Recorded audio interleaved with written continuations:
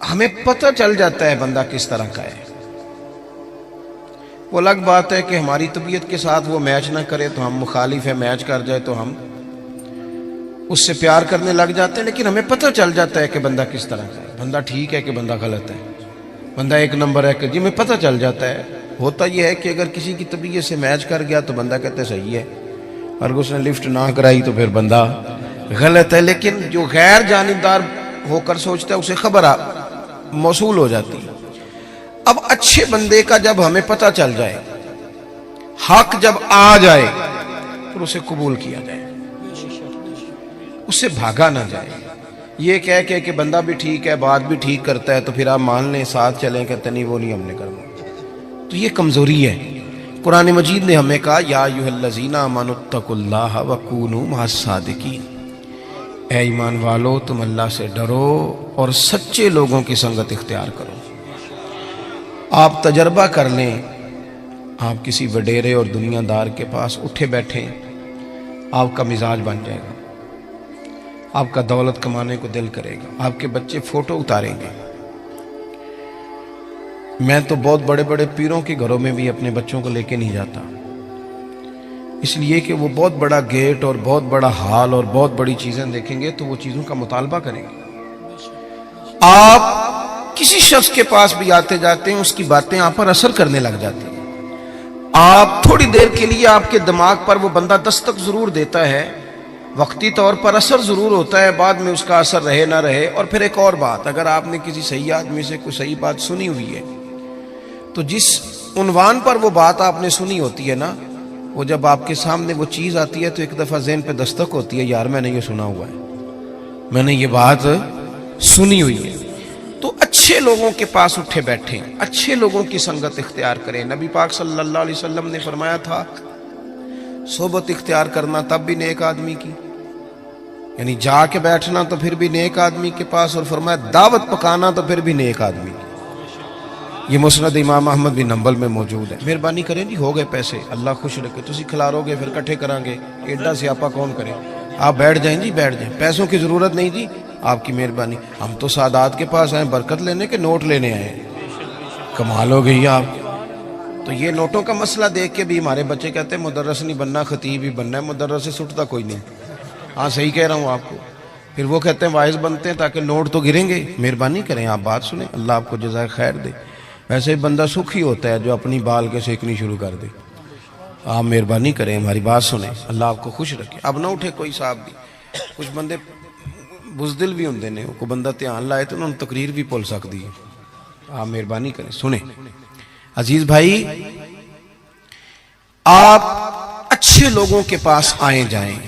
آپ کی برادری میں، قبیلے میں، خاندان میں اچھے لوگ ہوں گے، ان کے پاس آپ اٹھے بیٹھیں.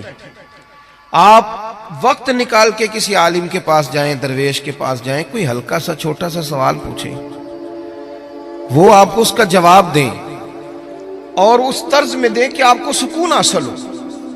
ہم بے چین لوگوں کے پاس اٹھتے بیٹھتے ہیں جن کی دوڑ لگی ہوئی ہے دنیا کمانے کی، انہوں نے ہمیں بھی بے چین کر دیا. پریشان لوگوں کے پاس بیٹھے جو مربوں کے چکر میں تھے، مال کے چکر میں تھے، ہم بھی بے چین ہو گئے. شہرت مند لوگوں کے پاس جا کے بیٹھنے لگے جن کی بڑی شہرت تھی، بڑا عروج تھا، ہم بھی ٹینشن میں ہو گئے کہ یہ کس طرح سے حاصل کی جا سکتی. آپ متقی پرہیزگار لوگوں کے پاس بیٹھے. متقی پرہیزگار ہوتے کون ہیں؟ حضرت مجدد الفسانی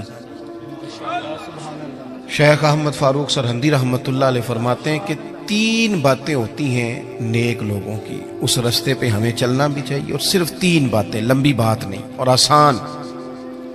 فرماتے ہیں نیک آدمی پہلے دین کا علم سیکھتا ہے، پھر اس علم پہ عمل کرتا ہے، اور پھر اس عمل میں خلوص پیدا کرتا ہے تو اللہ اسے اپنا ولی بنا لیتا ہے. یہ جو علم دین ہے نا، علم دین ہمارے ہاں ایک معرفت وہ بھی ہے نا جو جاہلوں کی معرفت ہے. یعنی وہ کہتے ہیں عالم کو کیا پتا ہو. وہ کون سی بات ہے بھائی جو آپ کے پاس ہے اور کتاب و سنت میں نہیں؟ وہ کون سی معرفت ہے جو رسول پاک نے عطا نہیں کی اور آپ کہیں اور سے لینے جا رہے ہیں؟ وہ کیا چیز ہے خاص جو رسول اللہ صلی اللہ تعالی علیہ وسلم کی بارگاہ سے معاذ اللہ نہیں ملی اور آپ نے کہیں اور سے لینی ہے؟ وہی کتاب، وہی سنت، وہی دین جو حضور نے دیا ہے، اور صرف اس کو سیکھنا بھی ایک مجاہدہ ہے، اچھی نیت سے سیکھنا۔ ہمارے ہاں دین سیکھا جاتا ہے بحث کرنے کو، مناظرہ کرنے کو، تو دین بڑا غیور ہے۔ آپ اگر اس نیت سے سیکھیں گے نا کہ میں کسی پہ رعب جماؤں گا، تو یہ آتا ہی نہیں، یہ آتا ہی نہیں۔ دین ہے اس لیے کہ آپ سیکھیں کہ میں نے عمل کرنا ہے، میں نے اس پر عمل کرنا ہے۔ ترمذی شریف میں حدیث موجود ہے، نبی پاک صلی اللہ تعالی علیہ وسلم نے فرمایا کہ جس بندے نے دین کا علم اس لیے سیکھا کہ وہ علماء سے بحث کرے گا یا جاہلوں پہ رعب جمائے گا، فرمایا اس بندے کو اللہ جنت کی خوشبو بھی عطا نہیں کرے گا۔ آپ اپنے اعمال کی درستگی کے لیے دین کو سیکھیں، کوئی چیز اس لیے سیکھیں کہ میں اپنے معاملات اس میں بہتر کروں گا، یہ میں سیکھوں گا تو میرے عمل میں اس کا نفع آئے گا۔ اللہ آپ کو مہنگے مہنگے موبائل دے، پر مہربانی کریں تھوڑی دیر بند کر کے میری بات سنیں۔ عزیزو، آپ خوبصورت کر کے دین، صحابہ کرام نے حضور سے دین لیا تو پھر اس پر عمل کیا، انہوں نے جو بات رسول کریم نے انہیں بتائی اس پر انہوں نے پورے طور عمل کیا اور پابندی کی انہوں نے۔ میں کیسے عرض کروں کہ جو فیشن رات کو انگریز نے لانچ کیا تھا ٹی وی پر، وہ تو سویرے سارے بچوں بچیوں نے اپنا لیا، اور جو اس طریقہ میرے رسول پاک نے دیا تھا، وہ لوگ کہنے لگے جی میں نیک ہو کے کروں گا، پورا پرہیزگار ہو جاؤں تو میں کروں گا۔ وہ خدا کے بندے، وہ سنت، وہ شریعت، وہ حضور کا مقدس طریقہ جو آپ کی عین طبیعت کے مطابق ہے، جو آپ کو بے چینیوں، پریشانیوں، آزمائشوں، تکلیفوں سے بچانے والا ہے، اس کی طرف رغبت کریں اور دین کو بڑا اچھا کر کے آپ سیکھیں، اور اس طرح سیکھیں کہ آپ نے اس پہ عمل کرنا ہے۔ دیکھیں، ایک بات آپ کی خدمت میں عرض کرتا ہوں۔ ایک ہے کہ آپ نے کئی مہینے لگا کے چلہ کیا، ہمارے ہاں چلہ شروع بھی 41 دن سے ہوتا ہے، چھوٹا ہے بھی کوئی نہیں۔ اور داتا گنج بخش علی اجویری کشف المعجوب میں یہ فرماتے ہیں کہ بڑے چلے، بڑے مجاہدے لوگوں نے پوچھے، ہم نے بتائے، لیکن فرمایا سب سے بڑا مجاہدہ یہ ہے کہ جس چیز کا تجھے پتہ ہے تو اس پر عمل کر، یہ مجاہدہ ہے۔ اور داتا صاحب لکھتے ہیں آج سے 1000 سال قبل تقریباً، فرماتے ہیں لوگوں سے کہو نا آگ پہ چل لو، چلہ کرنا ہے تو چل لیتے ہیں، لیکن اپنے علم پر عمل نہیں کرتے۔ جو ضروری کام ہے وہ تو یہ ہے، آپ دین کو سیکھیں گے عمل کی نیت سے۔ حضرت امام ابو مالک رحمت اللہ علیہ کے ایک شاگرد تھے، کبھی 15 دنوں کے بعد آتے تھے سبق پڑھنے، اور کبھی 1 مہینے کے بعد آتے، کبھی 2 مہینے کے بعد آتے شاگرد صاحب۔ اچھا، ہم نے قانون لکھ کے لگایا ہوا اداروں میں کہ جو 3 چھٹیاں کرے گا بغیر بتائے اس کا نام خارج۔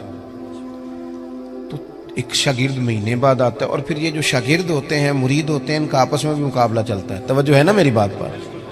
انہوں نے کہا جناب ہم آدھا گھنٹہ لیٹ ہو جائیں تو استاد جی ناراض ہو جاتے ہیں، اور یہ 15 دن آتا ہی نہیں، یہ کوئی زیادہ لاڈلا ہے۔ تو وہ تھوڑا سا ماحول اور بن گیا۔ آپ کچھ دن تو لوگوں نے برداشت کیا، پھر کہنے لگے اب کیا آیا تو پوچھنا ہے کہ تو وہ انوکھا آدمی ہے بھائی، جب تیرا دل کرے تو آتا ہے۔ وہ آ گئے شاگرد تعلیم حاصل کرنے، اور وہ آئے تو ان کا طریقہ یہ ہوتا تھا کہ وہ آ کے امام صاحب سے کہتے تھے مجھے نا 3 حدیثیں پڑھا دیں۔ توجہ ہے نا میری بات پر؟ 3 حدیثیں پڑھائیں۔ امام صاحب 3 حدیث روایت کر دیتے، وہ سنتے اور چلے جاتے۔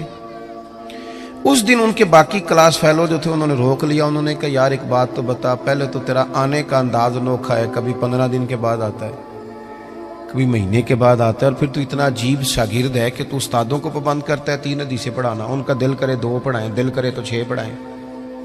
تو کس طرح کا آدمی ہے؟ تشریف رکھیں جی، بیٹھ جائیں، اللہ جزائے خیر۔ تو پہلے تو آ وقت پہ، اور پھر تو اتنا عجیب ہے کہ تو استاد کو پابند کرتا ہے۔ تو وہ کوئی صاحب دل آدمی تھا، وہ کہنے لگا یارو تم نے جلدی کی، اعتراض کرنے میں جلدی کی، اور کچھ تو مجبوریاں رہی ہوں گی، یوں ہی کوئی بے وفا نہیں ہوتا، تم نے جلدی کی، ذرا پوچھ تو لیتے اصل بات کیا تھی، مدعا تو پوچھتے کہ بتاؤ۔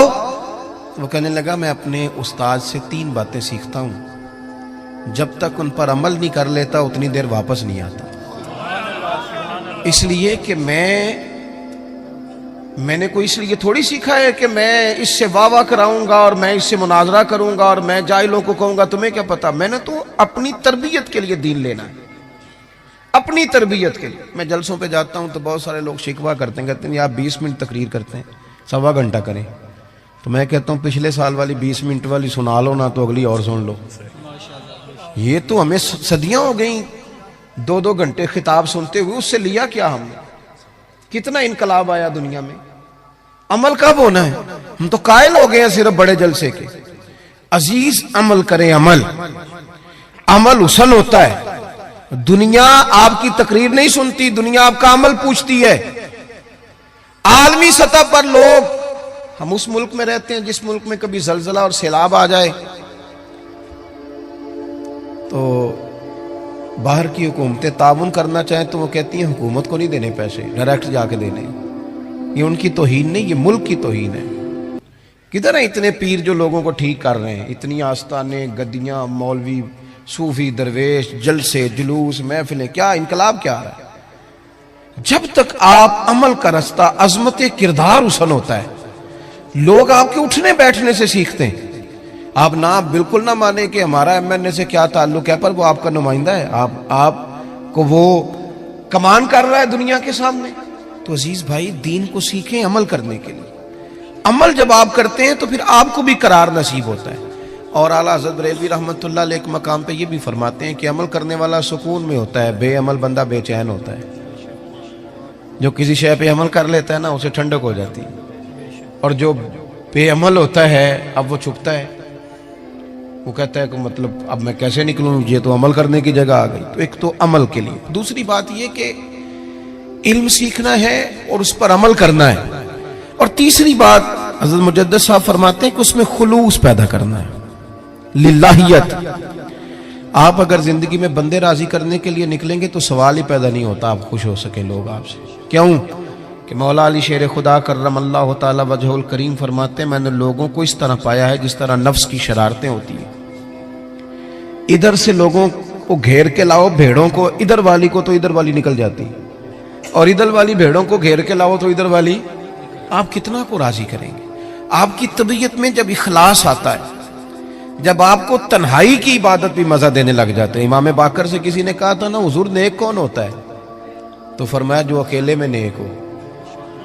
لوگوں کے سامنے تو سارے نیک ہوتے ہیں, میں بھی خوشبو لگا کے پگڑی باندھ کے آیا ہوں, پتہ تو تب چلے گا کہ جب سویرے میں اٹھا فجر کے لیے تو میں نے کس ذوق سے وضو کیا, میں نے کس درد سے مصلی بچھایا. آپ کی تنہائی, آپ کا خلوص, للہیت کتنی ہے آپ کے اندر, للہیت کتنی ہے. حضرت عمر فاروق رضی اللہ تعالیٰ عنہ فرماتے ہیں کہ 3 دن ہوئے تھے حضرت صدیق اکبر کے وصال کو, اور میں خلیفہ بنا, مجھے 3 دن ہو گئے تھے. میں مسجد نبوی کے باہر ایک کونے میں بیٹھا تھا تو 2-3 چھوٹی چھوٹی بچیاں آ گئیں. مطلب سوال ہی نہیں پیدا ہوتا, میں خطیب ہوں مسجد کا, تو کوئی بندہ مجھے کہے کہ جناب مولوی صاحب یہ ذرا چارے والی گٹھڑی ہے تو میرے سر پہ رکھا دو. تو اس کی جرت ہے وہ کہے پتہ نہیں میں پیر صاحب ہوں, اتنی طاقت تیری, تو نے مجھے ہی کہہ دی ہے. طاقت ہے کسی کی کہ وہ کہہ سکے